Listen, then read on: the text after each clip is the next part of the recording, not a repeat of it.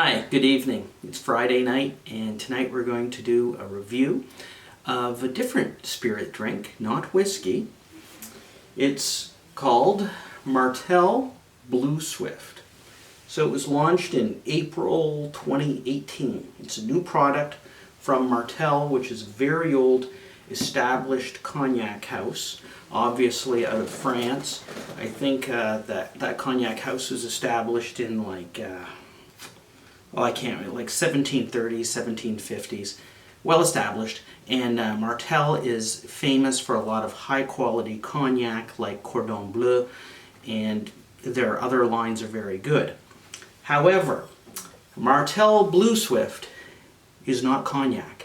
It can't be classified cognac because of what they do to the spirit. Cognac normally, like to demystify it, cognac is simply distilled white wine where the grapes are sourced from a region around the town or community of Cognac in France. There's about 6 regions, 6 cru, so different areas, different grapes, different flavor. And one of the best cru is from Champagne, not to be confused with the bubbly. In any case, by French law, cognac must use those grapes, that white wine, which is distilled twice in copper pot stills and then aged for a minimum of 2 years in French oak. For VSOP, very superior old pale, which is a different grade of cognac, it has to be aged for a minimum of 4 years in French oak from the Limousin or another French forest. The Blue Swift is not cognac, even though it is comprised 100% of very superior old pale Martell cognacs. The reason it's not cognac is because the Martell house has done something different. They've aged it, finished it for about up to 6 months in American ex-bourbon casks that have been heavily charred.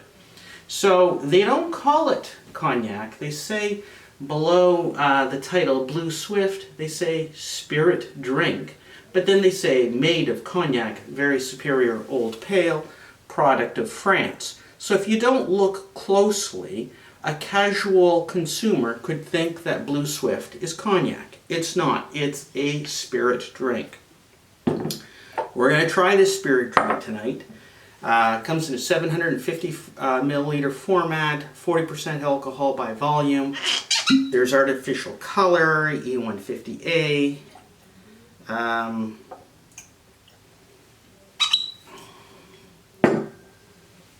$60 American in the US market. It's about $100 in Canada, not cheap, and about 48 pounds in England. The nose is candied. There's a caramel, it's sweet, and definitely you're picking up oak and a bit of a wood char. On the palate,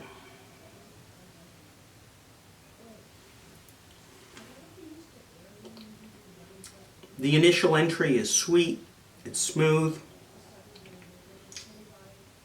There's an apple cider, apple pie, warm apple pie with cinnamon stick.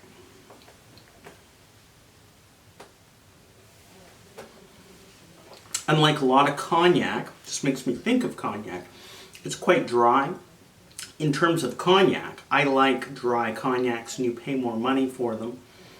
But this is not cognac, because by the time you get to that finish, there's something odd going on, and that's the ex-bourbon casks. We don't know what what distillery they used from Kentucky to age this spirit in, but it's finished for 2 to 6 months in ex-bourbon casks with a heavy char, and I find it tends to make it unbalanced. Too much vanilla, too much oak.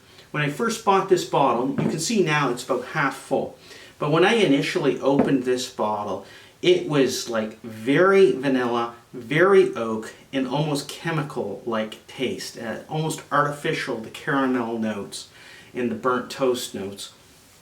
As oxidation has taken place with the bottle open, it's improved.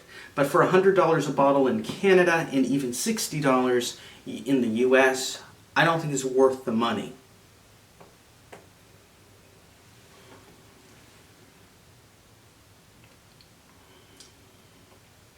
This spirit drink would make a good cocktail base for, you know, mint juniper or cocktails involving cognac.